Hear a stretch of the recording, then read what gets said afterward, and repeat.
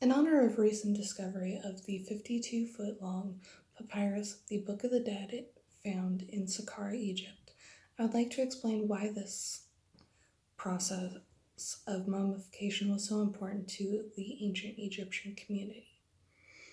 Despite film imagery, the process of mummification was complex and evolved throughout its use.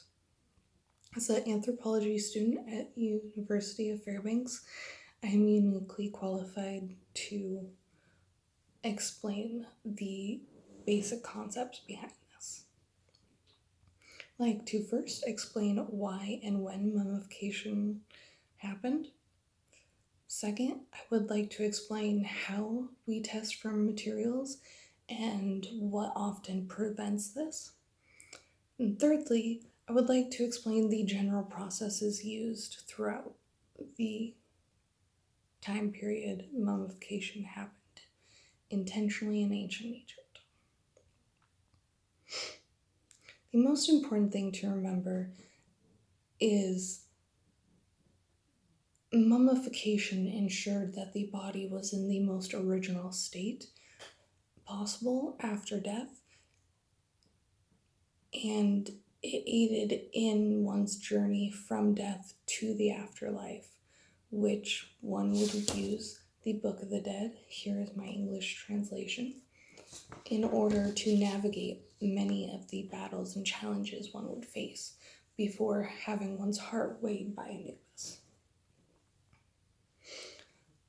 It often began in Neolithic times. We would bury our dead in sand and likely observed the remnants of previous members of our society. And this process of preservation began from roughly 4 to 5,000 BC. Intentional mummification began in Egypt in the Old Kingdom at roughly 26,000 BC and lasted until the 7th century Arabian conquest of Egypt. The most famous mummy known is King Tut, which was found near modern Luxor on the West Nile bank. Also known as the Valley of the Kings, it was chosen to aid in preservation and was reserved for royalty or elite of the new kingdom. Often the accuracy of testing depends on the environment in order to figure out when these individuals were to pass.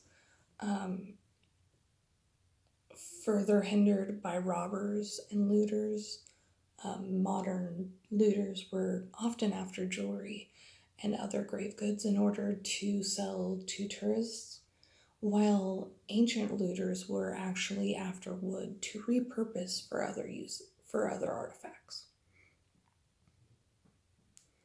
According to the Greek historian Herodotus, 3 types of mummification were often used.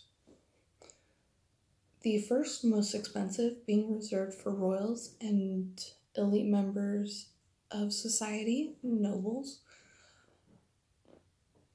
These were actually the only mummies to be wrapped in cloth and resin during mummification.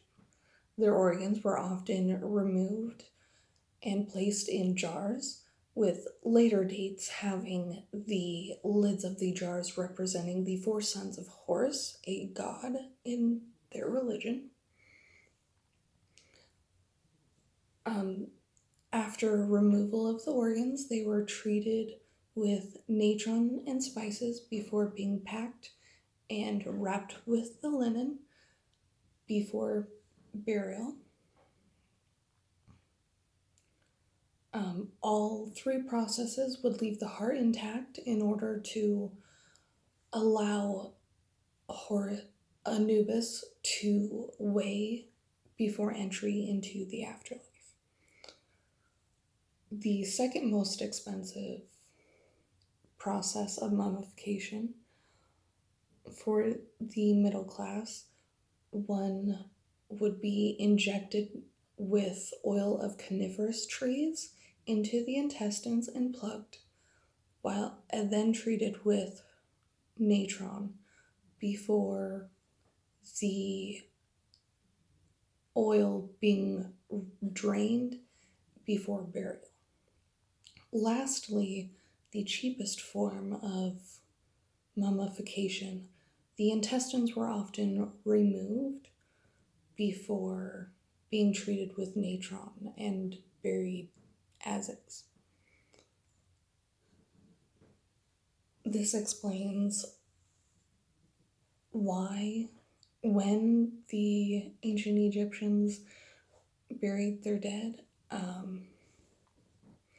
lasted 3,500 years.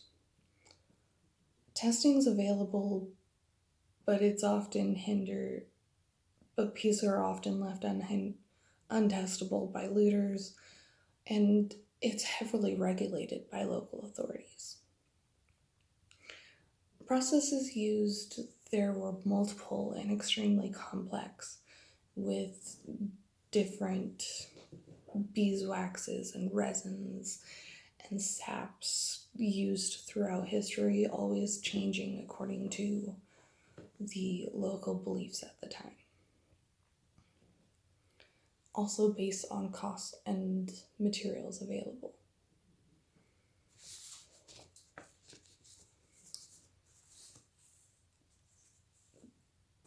This belief ensured that their bodies were to remain as preserved as possible and aid on their journey to the afterlife. I hope that you have your copy of the Book of the Dead for your travels.